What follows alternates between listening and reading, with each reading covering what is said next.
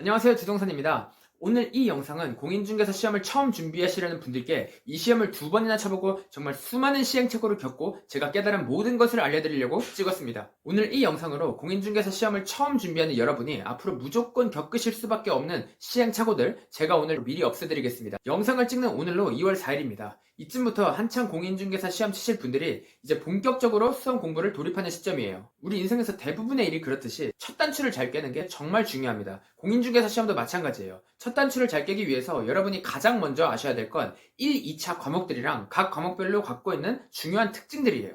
이 특징들을 알고 잘 활용을 하셔야 공인중개사 시험이란 전장에서 고지를 점하고 남들보다 압도적으로 유리하게 싸워나갈 수가 있습니다. 시험 소개부터 빠르게 드려볼게요. 공인중개사 시험은 1차랑 2차로 구성이 되어 있어요. 근데 다른 자격증 시험과는 다르게 1차랑 2차 시험이 동일한 날에 연속해서 이루어집니다. 아침에 가서 1차 치고 점심 맛있게 먹고 바로 2차 때리는 거예요. 그래서 제2의 수능이다란 말이 있죠. 시험 시간이 굉장히 깁니다. 응시 인원도 많고요. 근데 여기서 당일날 한꺼번에 친다는 것보다도 훨씬 더 중요한 게 여러분이 과목별 특징을 알고 이걸 잘 활용하셔야 남들보다 쉽게 공부를 하실 수가 있습니다. 그럼 우선 1차 과목 특성부터 살펴볼게요. 1차 과목은 민법과 부동산 학개론 이렇게 두 가지 과목으로 이루어져 있고요. 1차 합격 요건은 각 과목별, 그러니까 민법과 학개론이 둘 다 40점 이상 나와야 되고요. 두 과목의 평균이 60점 이상이어야 됩니다. 그러니까 예를 들어서 민법이 40점, 부동산 학개론이 80점이면 둘 다 40점 이상이고 평균이 딱 60점으로 1차는 합격하시는 거예요. 그리고 1차 시험은 각 과목별로 민법 40문제, 학개론 40문제씩 나옵니다. 이렇게 두꺼운 책에서 40문제 나오니까 무조건 똑똑하게 핵심 위주로 공부를 하셔야만 됩니다. 근데 핵심 위주로 공부한다는 거 이 말 자체가 너무 추상적이에요. 어떤 조언을 드릴 때 이런 추상적인 조언 저는 정말 싫어합니다. 제가 딱 정해드릴게요. 여러분, 핵심 위주로 공부한다는 건요, 내가 이 단원을 공부를 하면서 뭐가 어떻게 시험에 나올지 알고 있다는 거예요. 뭐가 나올지 처음에 공부하는데 어떻게 아는데? 생각하실 텐데 들어보세요. 여러분, 수능 같은 응용력 그리고 사고력을 측정하는 시험에서는요, 이렇게 핵심 위주로 공부한다는 말 자체가 성립이 안 됩니다. 예를 들어서 여러분들 학교 다니실 때 수능 국어를 핵심 위주로 공부하신다는 말 들어보셨나요? 없으실 거예요. 국어를 핵심 단어 위주로 공부한다, 국어를 핵심 문장 위주로 공부한다, 이런 말 없잖아요. 그냥 글읽기 능력, 그 본질적인 능력 자체가 중요한 겁니다. 근데 공인중개사 시험은 아예 결이 달라요. 처음 공부하실 땐 모르시겠지만 정말 올해 10월 넷째 주 토요일 문제로 뭐가 나올지는 이미 영상을 찍는 2월 4일부로 대부분이 정해져 있습니다. 물론 전부 다는 아니겠죠. 과목별로 차이는 있겠지만 평균 내면 60% 이상은 매번 나오는 데서 냅니다. 과목별 차이는 나중에 세부 과목별 공부법 영상에서 집중적으로 다뤄드릴게요. 여기서부턴 진짜 중요하니까 잘 들으셔야 됩니다. 집중 안 되시면 물 한 잔 드시고 오세요.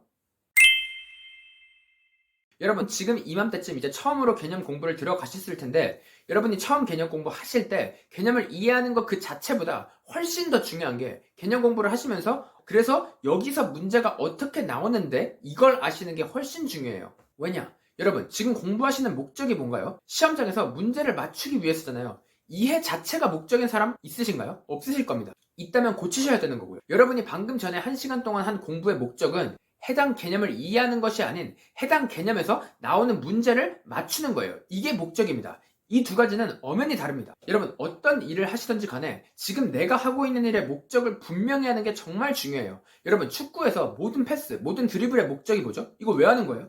골을 넣기 위함입니다. 축구에서 하는 모든 행위는 결국 골을 넣기 위함이에요. 근데 간혹 가다가 패스 자체, 드리블하는 것 자체에 빠져서 이 자체가 목적이 돼버리는 케이스가 있어요. 패스 자체나 드리블 자체는 그 자체로 의미가 있는 게 절대 아니에요. 이 모든 건 다 골을 넣기 위함입니다. 중개사 시험도 마찬가지예요. 여러분의 공부 과정에서 절대로 주객이 전도되거나 본질이 호도되면 안 되는 거예요. 공부 과정에서 개념 이해 자체가 목적이 되어버리면 반드시 돌아가게 돼 있어요. 그래서 제가 추천드리는 건 처음 공부를 하실 때부터 개념서만 딱 보시지 마시고 단원별 기출 문제집을 한권 같이 보면서 개념 강의를 들어보세요. 문제를 푸시라는 말이 전혀 아니니까 절대 오해하지 마세요. 처음 공부하는데 어떻게 문제를 풀렸습니까? 그냥 문제가 어떻게 나오는지 주전부리 드시면서 개념 공부 다 끝나시고 나면 슬쩍 보기만 하세요.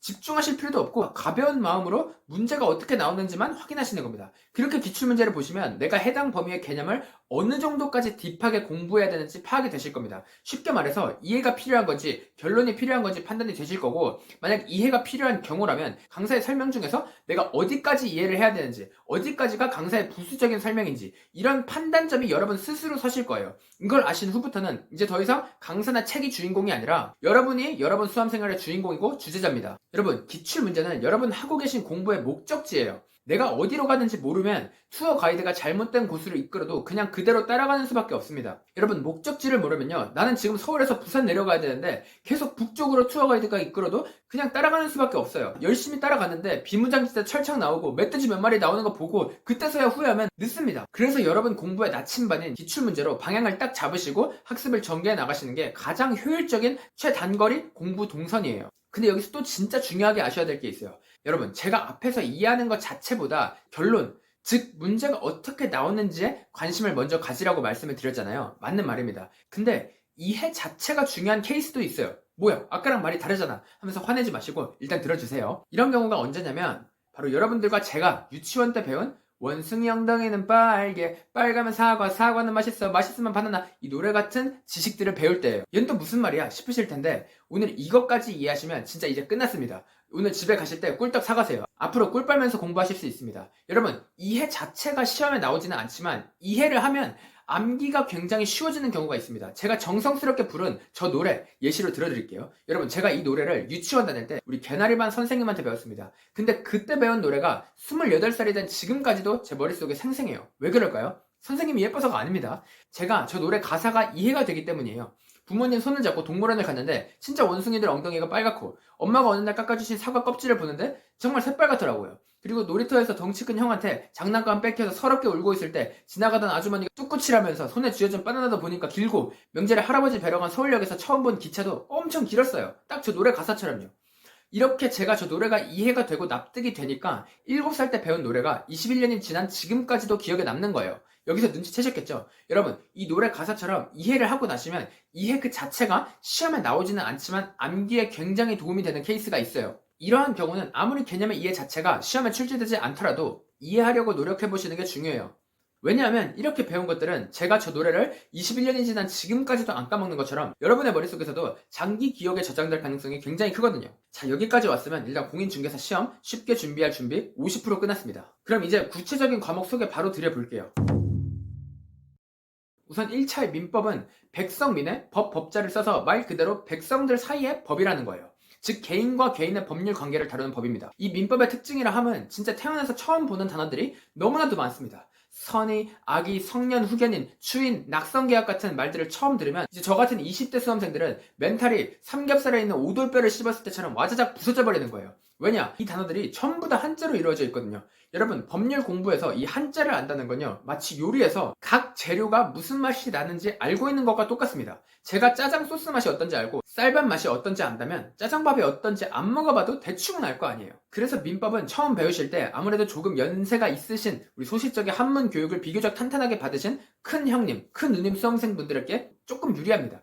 그리고 부동산 학계론은 고등학교 때 배우는 사회탐구 과목이랑 아주 비슷해요. 공인중개사 시험 전체 과목 중에서 처음 공부하실 때 법 비전공자들에게 가장 친숙하실 겁니다. 그래서 사실 어떤 강사분께 배우든지 가장 차이가 덜한 과목인 게 부동산 학계론이에요. 그러니까 이 과목만큼은 어떤 강사분과 들을지 너무 머리 싸매면서 고민하지 않으셔도 됩니다. 기본적인 경제 지식이랑 고등학교 때 배운 사회탐구 같은 지식들을 맛있는 파절이처럼 그냥 버무려 놓은 거라고 생각하시면 돼요. 부동산 학계론에서는 수요 공급 곡선 같은 그래프가 나오고 계산기를 써야 되는 계산 문제가 나오다 보니까 아무래도 고등학교, 대학교 졸업을 한 지 비교적 얼마 안 된 젊은 MZ 수험생분들에게 조금 유리합니다. 근데 여기서 중요한 건 여러분의 나이, 성별, 인종에 관계없이, 그리고 여러분이 처음 배울 때 어느 것이 더 친숙한지에도 관계없이 여러분은 무조건 부동산 학계론 점수에 더 집중을 하셔야 됩니다. 이 이유는 중개사 시험에 적용되는 파레토 법칙 때문인데 이건 제가 너무 길어서 다음 시간에 영상으로 빼서 따로 설명을 드릴게요. 2차 과목 같은 경우는 공인중개사법, 공법, 그리고 공시법, 세법 이렇게 4과목이 있습니다. 근데 신기한 건 3과목밖에 시험을 안 쳐요.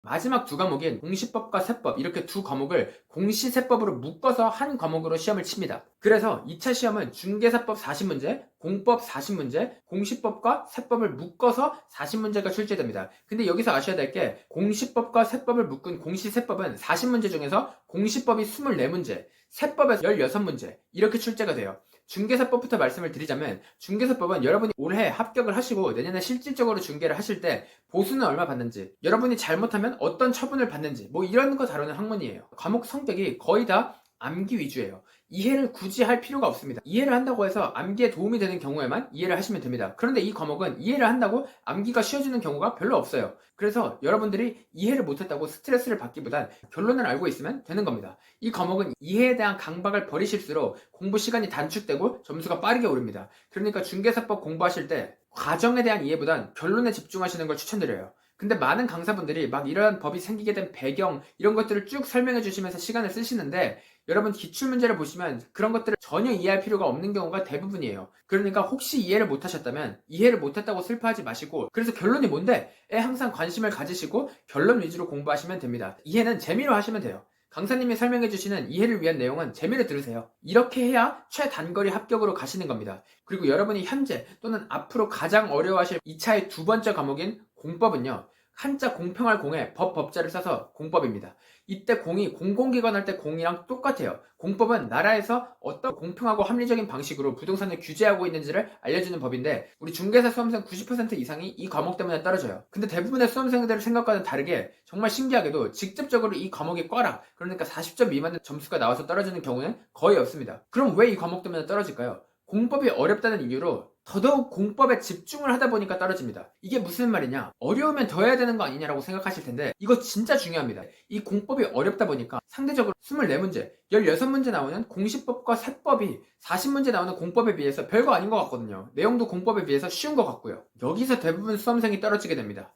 여러분 지금 연초라서 이 말이 와닿지 않으실 수도 있는데 이제 날 더워지기 시작하면 엄청 와닿으실 거예요. 이것도 역시나 파레토의 법칙을 이해하지 못해서 생긴 일이에요. 이것도 다음 영상인 파레토 영상 보시면 바로 알 수 있으실 겁니다. 근데 수험 생활을 열심히 하면서 공법이 가장 어려운데 공법에 집중을 안 한다는 건 정말 재채기 참는 것보다 더 힘들어요. 이성으로는 알아도 여러분이 앞으로 감정적으로 공법에 계속 끌려다니게 되실 겁니다. 파레토의 법칙을 알기 전까지는요.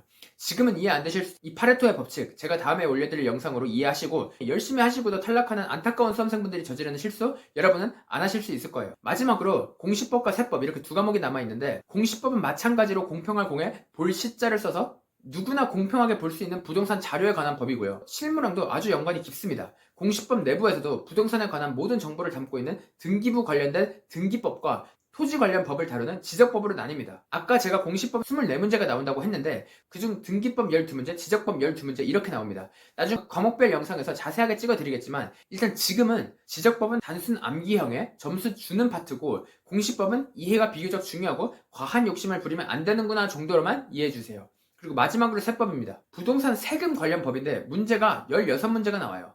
재미있기도 하고 유용하기도 하고 어렵다는 이유로 다른 과목들만큼 공부하는 건 적극적으로 반대입니다. 왜냐면 16문제밖에 출제가 되지 않기 때문이에요.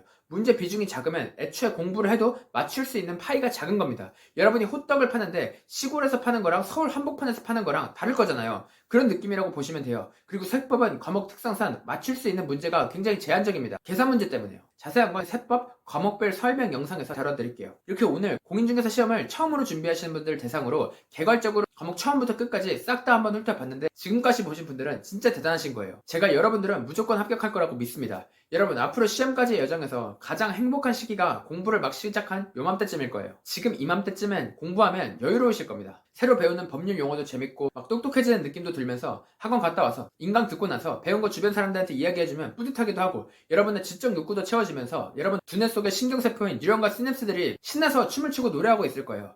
하지만 지금 전략을 잘못 세우고 허황된 지적 욕구, 인정 욕구에 빠져서 내 공부의 본질적인 목적, 문제를 맞추는 것에 집중하지 않고 잘못된 방향으로 공부하시면 신이 나서 흥얼거리던 뉴런과 시냅스의 노랫소리가 여름이 되면서부터 점점 곡소리로 바뀔 가능성이 매우 높습니다. 오늘 이 영상 보신 분들만큼은 앞으로 여러분이 쏟을 그 노력에 대한 보상을 제대로 받을 수 있길 바라면서 오늘 영상 만들었습니다. 다음 시간에 공인중개사 시험 합격을 위해서 여러분들께서 무조건 알아야 될 파레토의 법칙 제가 깔끔하게 정리를 해서 알려드리겠습니다. 주성산이었습니다.